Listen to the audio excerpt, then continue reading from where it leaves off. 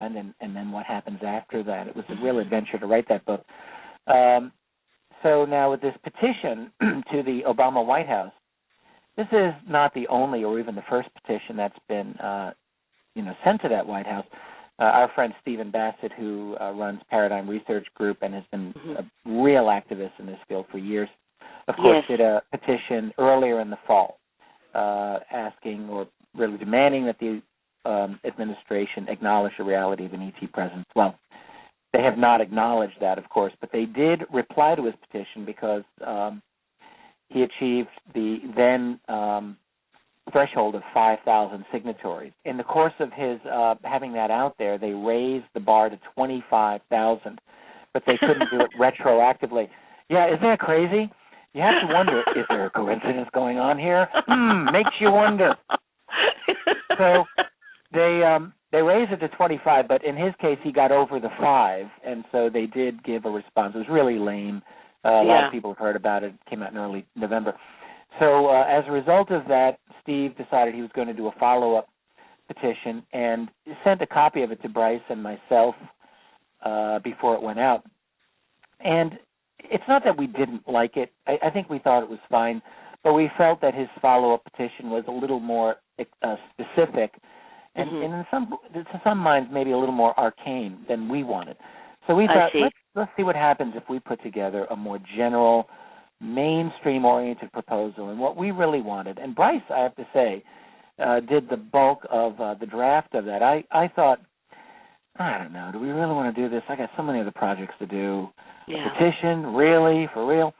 But what we discovered was after he drew up the first draft, I commented, we edited, and we very quickly came up with something that we both really liked. And it was a straightforward, very mainstream type of proposal, even demanding an acknowledgement, but a transparent investigation of reports of, we didn't even use the phrase UFO, we said UAP, this unknown aerial phenomena. So here's the thing. So we got it out at the very end of November, early December, and, we have to get 25,000 signatories on this to elicit a response. And we're at about the 2,000 mark right now. So we are not on target. Neither is Steve Bassett's. Neither of these are on target to reach 25,000, which is a high hurdle. It's a high hurdle. Yeah, I think we could have gotten the 5,000. In fact, I know we can get the 5,000, which was the old hurdle. 25. We're going to have to really think through the promotion of this. Listen, I can tell you very confidently that if it doesn't happen, that we don't get this 25, which we still can. I don't want to throw in the towel here, but if it doesn't happen, we'll be back, and we're going to keep at this. And I think there's a very good chance that at some point in the coming year, we'll hit it. Shocking the hell out of the White House. There are the two biggest databases that I regularly check for UFO sightings are the MUFON database, which is at MUFON.com. They publish, I think, 2,000 to 3,000 sightings a year. And then there's the National UFO Reporting Center on the web. He puts up 4,000 plus a year, 4,000 sightings a year. And I know for sure, Peter Davenport, who runs that, told me that he actually gets 4 times that amount submitted to him every year, 4 to 5. He gets almost 20,000 sightings sent to him. He puts up about 4,000. So it's going on everywhere. And, we have to keep in mind, sure, not everything that someone sees, even if they think it's a UFO, that doesn't mean it's an alien craft. There are indeed prosaic explanations. I myself have seen things that I later discovered were quite prosaic. On the other hand, there are many, many sightings that are up close, personal. There's no way to mistake these for meteorites or weather balloons or Chinese lanterns. Absolutely, I could not agree more. But we initially thought years ago, when Bud, for example, was really starting his research, what we assumed was a purely physical material phenomenon is a lot more complex than that. I myself have been looking into a number of abduction cases rather quietly. I haven't published any of my research yet. But I find the more that I look into this, the stranger it is, and that there are elements that do not appear to be physical. They don't all appear to be straightforward physical, but where exactly they are taking place is something that I'm still exploring and really trying to understand that myself. And what's even more interesting is that I've very seldom discussed this during interviews, although I think the day will come when I try to write about it myself. Mm-hmm. But I'm of the opinion that, a number of things regarding abductions. I think that they take place by non-humans and by humans. That there's a very deep clandestine human infrastructure in place. I've often referred to them as a breakaway civilization. Yes. That is, they've developed such advanced technology at such levels of secrecy that they can legitimately be called a separate civilization from our own, one that has broken away from our own. One of the things that they understand is that people who are typically abducted, in my view, and I think in their view, are not normal people in the sense there are a lot of people who are abducted who I think have what we can describe as very profound psychic types of capabilities. Mm-hmm. You know, you can say that everyone's got them, and I think everyone does have them, but it's also true that not everyone has them manifested in equal amounts. Indeed, it's like musical ability or anything else. Totally. Some people are virtuosos, and some are kind of tone deaf, and it's the same with this. And it's my observation so far that many of these people who are taken elicit a lot of these very, very high capabilities, and this is why they're of interest. Bud Hopkins, in fact, talked about bloodlines. I think that's right, but the question is, what is it about these bloodlines? And I think one of the things that unifies them is this gift. So that when they're taken by clandestine groups, my information, at least so far, is that these people are used not simply the typical MILAB, military abduction scenario, like as counterintelligence. Tell us what the aliens have done. No, it's also to use them and to use their gifts, and they do this through enhancements. And that includes electronic, to like entrain the mind, certain wavelengths that you've just been talking about, and also I think chemically. So in other words, you take a prize thoroughbred, but you give it various types of enhancements, kind of like akin to giving a baseball player steroids. So they're good at what they do, but they receive the capability to go even a little bit farther for these needs.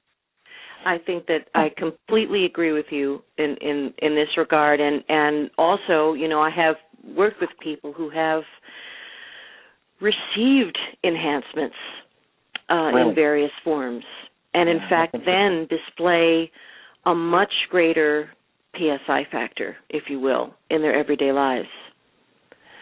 So, there's something going on here. These others, Bryce and I often refer to them as others, and because I don't know that they're extraterrestrial. I know that they're not quite us. So they're others.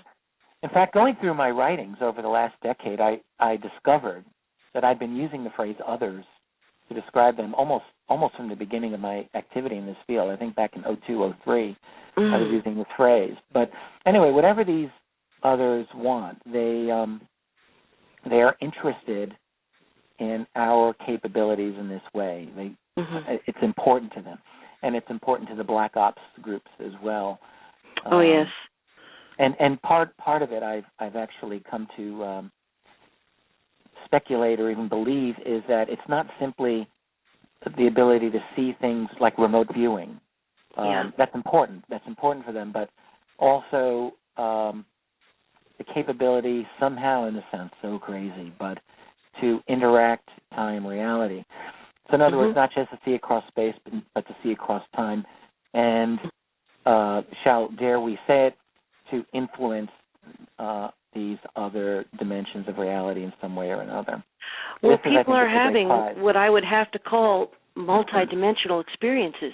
I have no other phraseology that really describes it any better. It's almost like they have other lives that they are conducting on these levels with these other beings, and it's almost as if that life is more significant than our so-called waking, dense-based reality life. So there are people reporting exactly what you are talking about, which are multidimensional, almost shamanic experiences, right. And we're not, and they are not involving, and I personally have never regressed anyone to a traumatic experience with the little grays, doing surgery or something horrible. The bulk of the people that my colleagues and I are working with are not having fearful experiences. They're having disturbing experiences simply because of they are trying to process this information. But I would say they're having transcendent experiences more than fearful ones, if that makes any sense at all. Well, I'd be interested in learning about those, to be honest, as a researcher. But yes, I think I understand what you're saying. There's a number of, my opinion is that we're dealing with a number of entities that are interacting with us here. And not all of them are evil gray aliens, and not all of them are just evil. Some, that's right. I think, are interested in us on our own, for our own merits. Mm-hmm.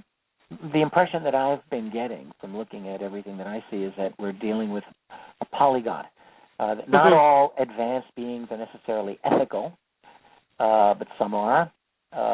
Some do seem to be here as users, at least in my own assessment, sort of interstellar economic hitmen, as it were. Yes. But that others, that would be here just really to siphon off resources or siphon off us in some way or another.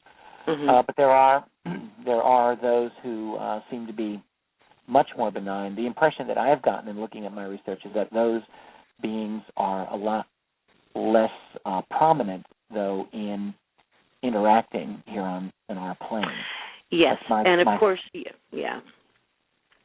And of course, what we hear about more commonly are the fearful experiences. That makes a better story, right? Although I did want to mention, because I was watching some of your wonderful material on YouTube today, and I wanted to talk a bit about the dark subject matter of the Nazis and their possible interaction with beings with a like dark agenda, and the reverse engineering that may have gone on there. I know there's some fascinating speculation that they had some kind of time-space device. I believe it was called the Bell. Yeah, and that's right. Yeah, have you looked into that a bit, Richard? Well, I have. I think there are others who know this a little bit better than I do. My colleague Joseph Farrell is probably most famous for this work. Yes. But there's no question that the more we have looked at the Nazis and the proto-Nazis, that is, members of what was known as the Thule Society, Thule, were deeply interested in what we would call occult matters, very much so. And there's certainly been a lot of speculation, nothing that I would consider proof or even really hard evidence that they definitely contacted ET beings, but they may have. This has certainly been discussed many, many times. So the idea being that they had occult groups within their organization that had ET contacts, that they may have had even an ET connection that allowed them to get technology. Again, this is all highly speculative in my opinion. Now, the story of the Glocke, or the bell, this also is, it's not hard fact. We don't really know. But there's a pretty good case made for it by the British journalist Nick Cook of Jane's Defense magazine, which is very prestigious. And what it appears is that during the later stages of World War II, there were scientists, about 60 of them, I believe, working on creating powerful electromagnetic currents using this machine that was shaped like a big bell. And that it was so important, it made such great success that the scientists at the end of the war were executed so that they would not be captured by the Allied troops. My goodness. The idea being that, it's a horrific story. And then the idea being that this research was taken out of Germany, very likely by the leader of German black budget projects named Hans Kammler. It was the highest man next to Himmler in the SS at the I would bet that Kammler did get out of the war. Was never seen after that. He just disappeared. Yes. Probably went to South America or the United States. Yeah, that's the speculation, eh? Yeah. Right. And that with that research, look, the fact is, we all know about Project Paperclip now. It took a long time for this to come out. Those horrible Nazi scientists, and they were horrible, unfortunately, were highly valued for their knowledge. Yeah. And U.S. intelligence, Soviet intelligence, British intelligence, everyone wanted these guys. It didn't matter how evil they were. They knew things. They had experimented on things that were of great interest.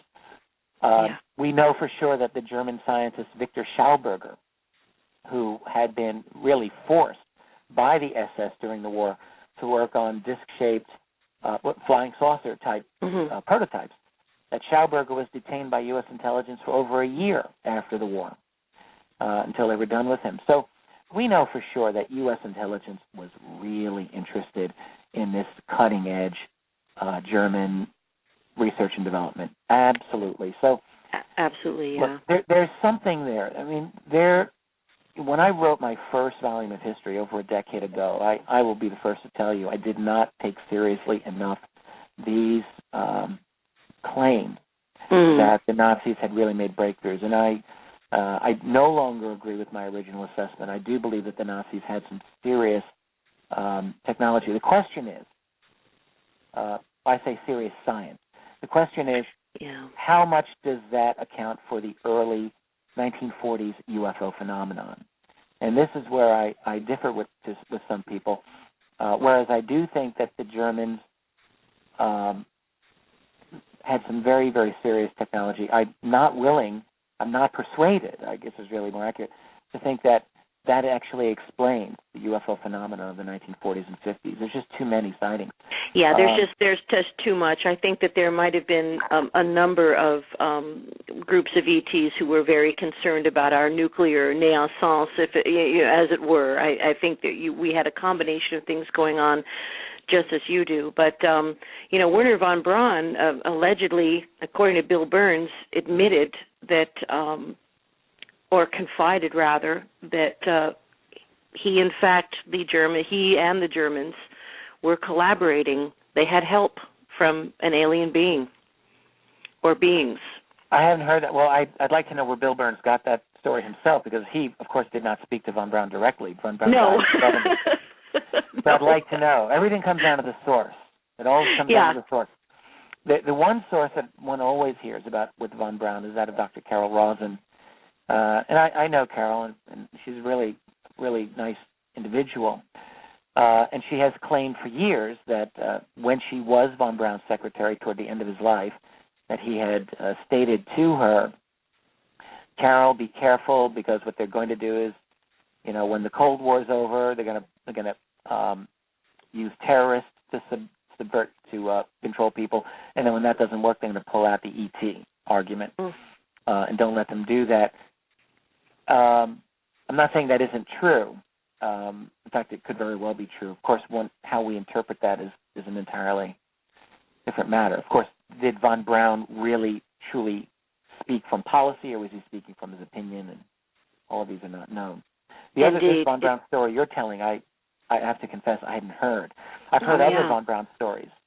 I spoke with Clark McClelland, formerly of NASA, who told me that he had on one occasion a one-on-one meeting with von Braun in the 60s, and that von Braun said he was a believer in ET, that, in fact, more than that he knew that ET was here, but didn't get a whole lot of detail. Yeah. So the stories circulate. Who knows? I'd like to get the source on Bill Burns. I will. I'll see what I can do and send that to you. I know that I have that in my files someplace. And I really wanted to. Boy, there's so much stuff I wanted to talk to you about, Richard. But let's chat for a moment about disclosure. And I know you were speaking about in one of your lectures, you were speaking about how, President Jimmy Carter, who was a very good man, right. Was allegedly, brought to tears after he heard certain information. And I think, of course, you probably read Richard Corso's book, which I thought was quite fascinating, The Day After Roswell. And, of course, he talks about how Harry Truman, in fact, had been given information of the highest level as far as the presence of ET and yada yada. And but I think actually that this web of secrecy, this governmental secrecy, probably goes back much farther than that to Ulysses S. Grant and before, because there were many accounts of UFO activity in the Old West, as it were. Of course, we didn't have photographs, but there are personal. Yeah, it goes way back. So, don't you think that the question is how much of the consciousness of political leadership did they get? What we know, there were stories, some amazing stories throughout the 19th century and before. Yeah. No question about it. Once we start looking for these old UFO stories, they turn up. But what's not clear to me is whether they became a political issue. I've personally not seen any evidence to make me think that Grant or Lincoln or these other presidents were interested or even cognizant of the matter. Now, I mean, maybe something will turn up to persuade me otherwise. But regarding let me just mention that Jimmy Carter story. I will say, I got this directly from a very. I hate being mysterious like this, and the day will come when I'll give the name of this individual. I promise you, I promise everyone listening. But I will say that the individual who told me this story was very prominent with CIA for many years. This is a gentleman that I've had the privilege of having a number of conversations with. He's, needless to say, exceptionally intelligent and very meticulous man. Very meticulous in how he describes things. He's very exact. And gave me this story. He did not have it directly. He got it from, I know the name of the person he got it from, who worked in the Carter White House at that time. These two men are very close. So I got it from this gentleman. And I have no reason at all to doubt this man. I could give his name up, and it probably wouldn't be a good thing for him, so I can't. But what is not known is what Carter was told during this briefing, but that at the end of the briefing, which was about ET/UFO, that he was sobbing at his desk, elbows on his desk, head in his hands, sobbing. Oh, my. Over what he had been told. So obviously it wasn't something that was too good. Well, he was is a very, very good man. In fact, I think, as you point out, a bulk of the material that was eventually released under the Freedom of Information Act, most of it that had some sort of significance or resonance to what we're talking about came out during the Carter administration. Absolutely. After that, there was a certain amount of pollution and suppression, during the Reagan years. Well, Ronald Reagan issued an executive order in April 1982. This is in the beginning of his second year. That really, really gutted the Freedom of Information Act. Yeah. Freedom of Information has had its ups and downs, and really the glory era, without a doubt, was the Jimmy Carter administration. And even then, it was never a slam dunk to get these documents out. But it was, really many of the best documents we have, and more than half of all of our UFO documents declassified to this day are from those 4 years of Jimmy Carter. It's incredible, and it's tragic when you think about this. It's been, he's been gone out of the White House for 32 years, 31 years. And in the 4 years that he was there, we got most of our decent UFO docs.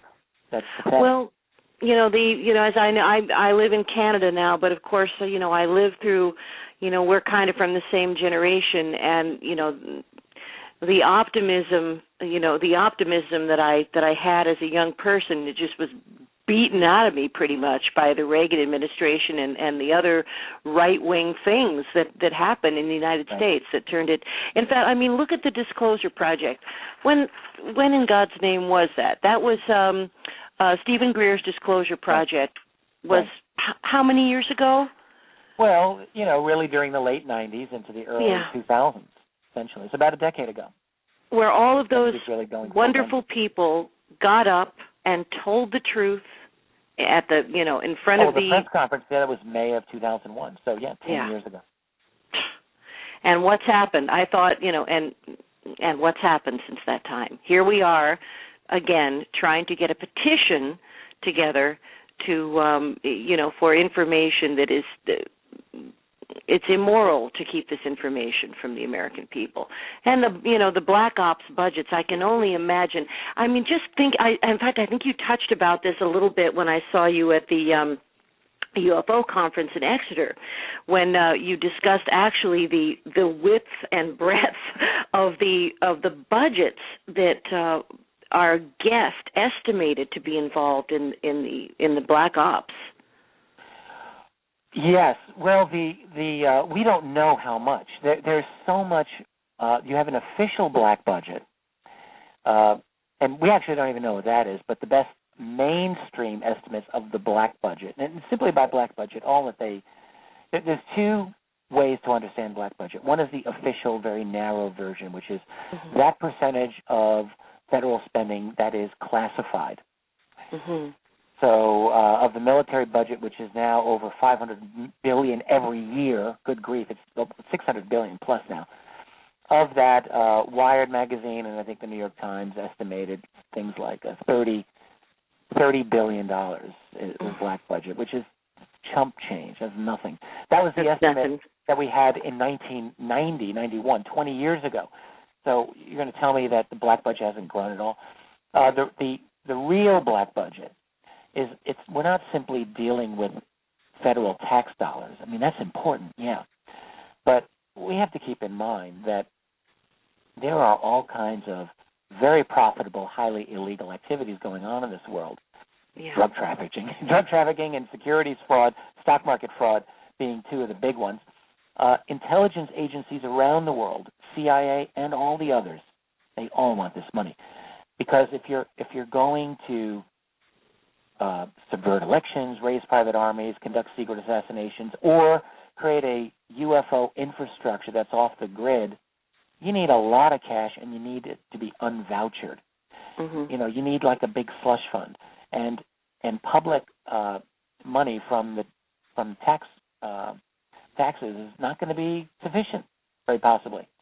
Yeah. You need much more, and in fact, there's been some very, very good work done on intelligence community's connection to the drug trafficking scene, going back years and years and years. It's too much money for them to avoid. So the real black budget, we're talking many, many hundreds of billions of dollars, and some have even gone so far as to say trillions. I don't know. None of us really knows. There's a lot of missing money at the center. It's like a big financial black hole at the center of our economic universe in this world. Yes. Money goes missing. Where does it go? Well, this is the military-industrial complex is hopelessly intertwined with all of this because, again, if you're going to, take any of what Frank Corso has to say as valid, the way that the extraterrestrial materials and technology were dealt with within the military, it was all separated and jobbed out to a wide variety of industrial corporations for reverse engineering. So the private sector was in there in the conspiracy, hopefully intertwined, from the very, very beginning. It has to be. This is Philip Corso, by the way. Oh, I'm sorry. Yes, Philip Corso. Excuse me. Yes. I think I went to high school with Frank Corso in Brooklyn. You're from Brooklyn? I am from Brooklyn. That's where I was born, baby.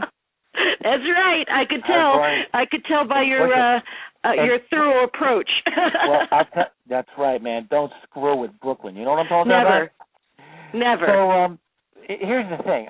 The privatization angle is really important because, look, if let's say I'm the Army and you're Lockheed or Boeing or General Electric. So I've got this piece of technology, and within the Army I may have a lot of smart scientists and people who look at it, but realistically, where am I going to go if I need this stuff truly studied and replicated? I'm going to go to guys like yourself, private contractors, because that's your job. You make things for the military. You've got the engineers and the scientists, the capabilities, the manufacturing facilities. So at some point in the game, it makes perfect sense that this technology physically would be transferred over to the corporations in a highly classified manner, obviously. Oh, yeah. And so then, that's back in the 1940s, 1950s. Corso was talking about his time where this happened, which was circa 1960, and that seems rather late, but we have to keep in mind Corso clearly wasn't the only game in town. Yes. I think we can assume that there were transfers that were made previous to that. So that what we're talking about is a very quiet transfer of very exotic technology to private R&D. And then at that point, you can assume that these scientists make breakthroughs of their own. They have their own eureka moments. These teams come up with ideas that are money makers. So now there's zero incentive ever for giving up this secret, because this is, I see it as like a goose that lays golden eggs. Why would they ever say, oh, yeah, let's tell the world? And, of course, me in the Army, 4-star general, when I would retire, where am I going to go to work? I'll work for your team as a senior vice president, make a lot of money, get a lot of ground floor investment opportunities. It's a nice, quiet club. When you look at how the American government is set up, really what you see is that it has always been dominated for the last century or more by private money. Yes. It's always been that way. Yes. And it's that way regarding the UFO technology secret. It is no different in that regard. This is a great, great prize. It's the future in their hands. That's really what it is. They don't want to give that up. I would have to completely agree.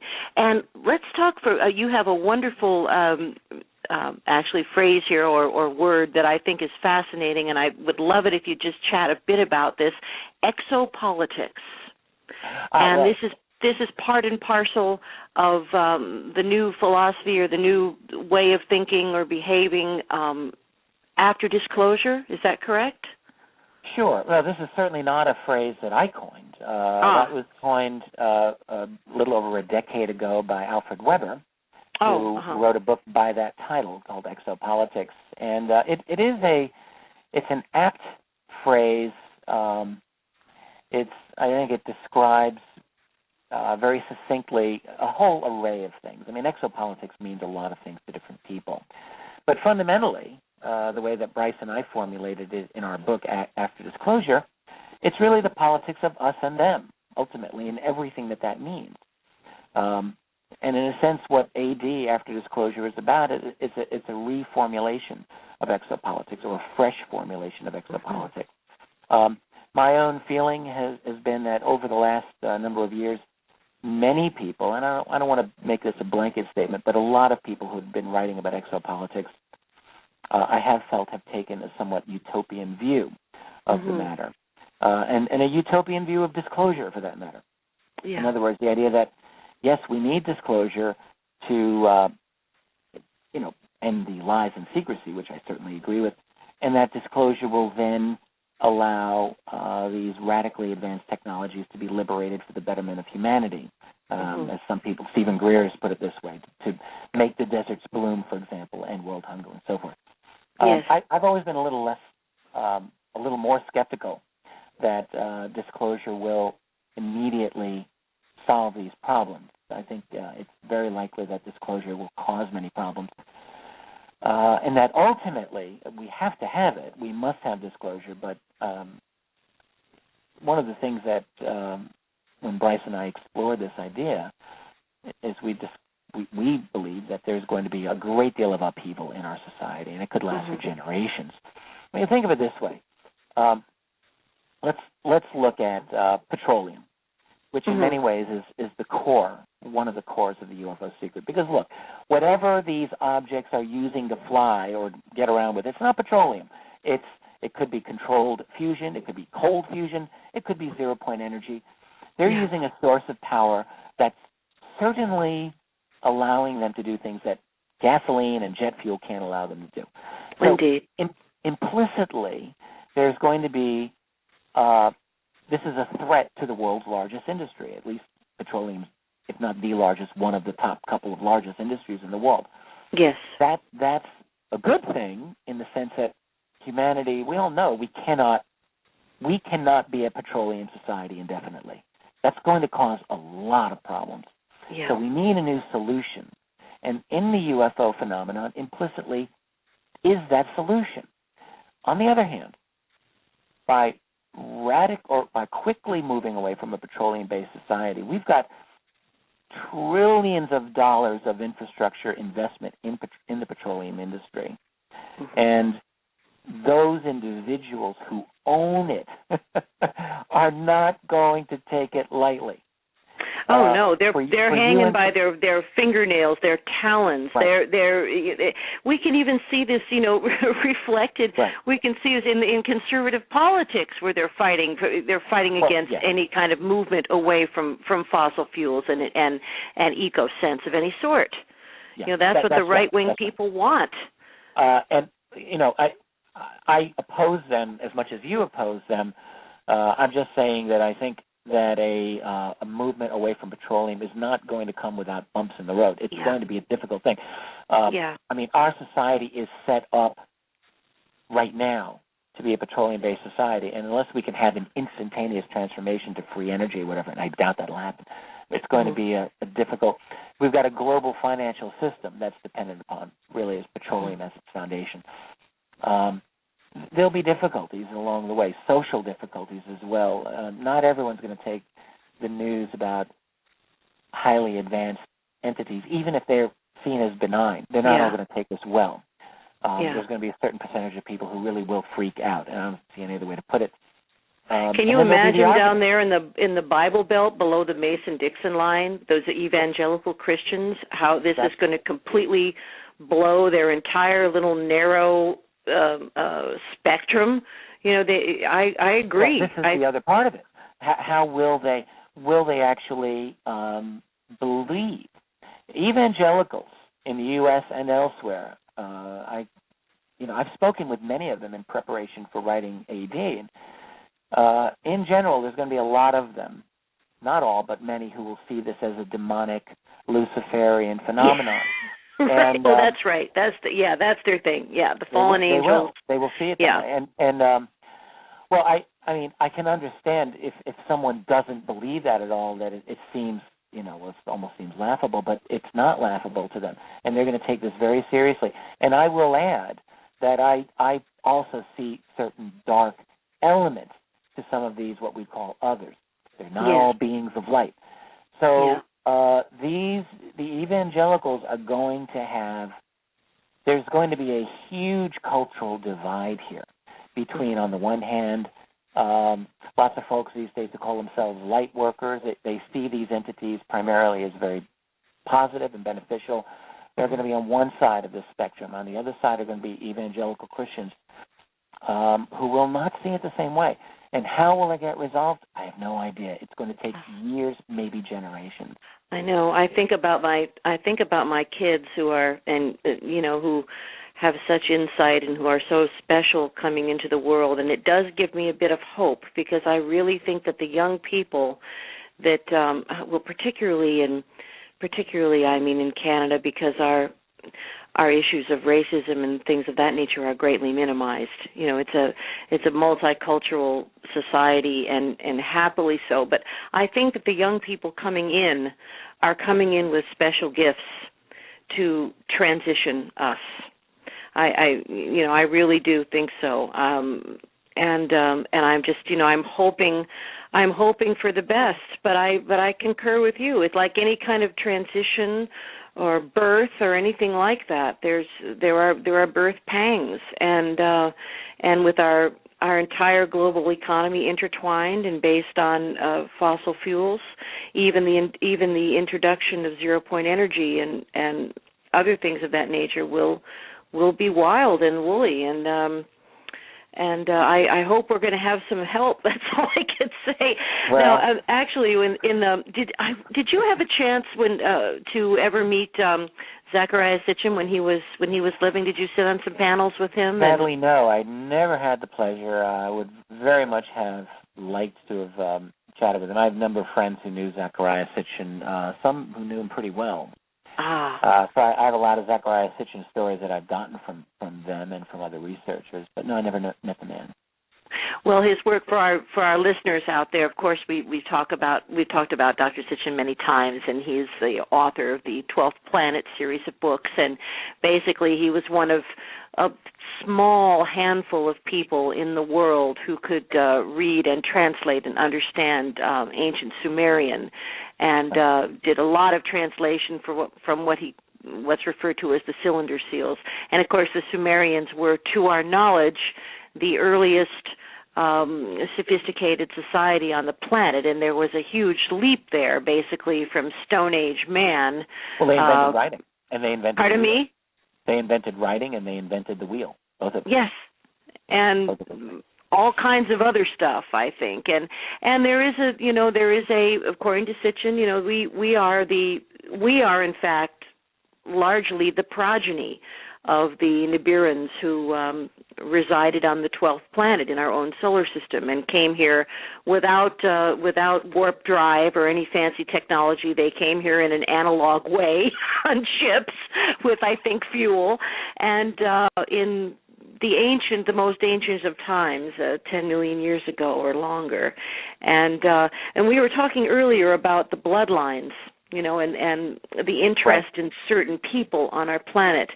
And, it's my belief and the belief of a lot of people that in fact there is Anunnaki DNA all over the place, being carried by various individuals, some characteristics more prominently than others.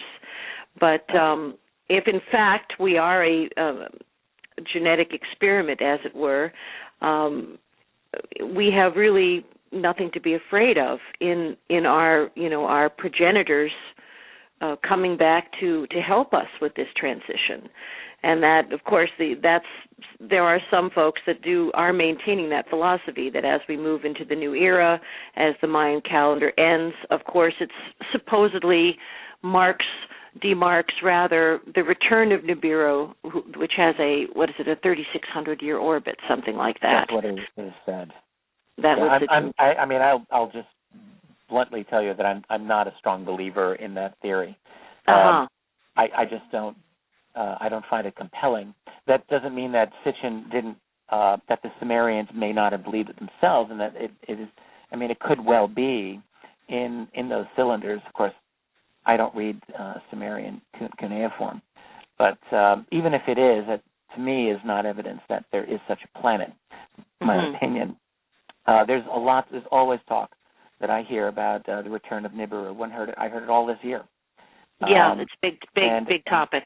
People said the comet Elenine was, and I never, ever for an instant held that as my opinion. I was very distressed, actually, with a lot of the emphasis on the return of Nibiru. I just, and now it's gone away, but Nibiru will come back and on Facebook. It'll be back. It'll be back in one Nibiru way or another. continues to come back. Virtually or otherwise. Yeah, I mean, this is my opinion, and you have an opinion, and I respect your opinion on it. I just I don't share it at this point.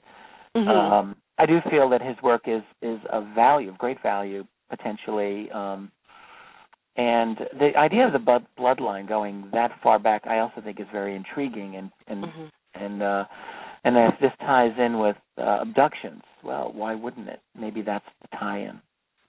Maybe they have. I mean, they're able to recognize our. I mean, in some of the things that I've heard is some of the characteristics that are supposed to point to Anunnaki DNA are negative RH. Of course, RH is a chemical that coats our red blood cells. Yeah, quite a few. Yeah, that's one of the demarcations that. But it certainly would explain, why we have the God spell, as it were, this obsession to create and maintain and worship a anthropomorphic God figure, which is, of course, how, according to Sitchin, how the Anunnaki, essentially controlled us. They turned themselves into gods, and then later, their hybrid progeny they put in positions of power in the known world, and it certainly would explain why we continuously, despite spiritual revelations, we continuously cling to this concept of having to have an anthropomorphic God. Well, there's always been many theories on this. Back when I was like 20, I guess, I read Freud, who wrote a very excellent book called The Future of an Illusion, in this case, religion being the illusion. His theory of God, this is back around 1920, was that we believe in God because as infants and as babies, our parents appeared to us at that time, as far as we knew, as omnipotent and omniscient. Yeah. Of course, you grow up and you realize that mom and dad maybe aren't quite omnipotent and they're not omniscient, but the psychological dependency to rely on God the Father or God the Mother is sort of psychologically ingrained. So that might be an alternative theory as to why people have a predisposition to worship God as basically God the parent. Yes. I'm not saying that's any better of an answer than what you're suggesting, but there are different ways of looking at it. And both things could be, and the things aren't mutually exclusive. I mean, both could be completely true. There could be something in our genome that, we live in the real-time mapping of the brain era, which no doubt is going to reveal all kinds of incredibly fascinating stuff as the years roll out, and we get to see how the brain actually works in real time. I know in my line of work as a hypnotherapist, what is fascinating is that we now know. Say if I'm conducting a past life regression, and someone is hooked up to various monitors and such, the areas of the brain that are firing are the areas of the brain that fire when we are recounting memories, not the areas of the brain that are stimulated when we're creating, say, or writing a story or doing a piece of art. Wow.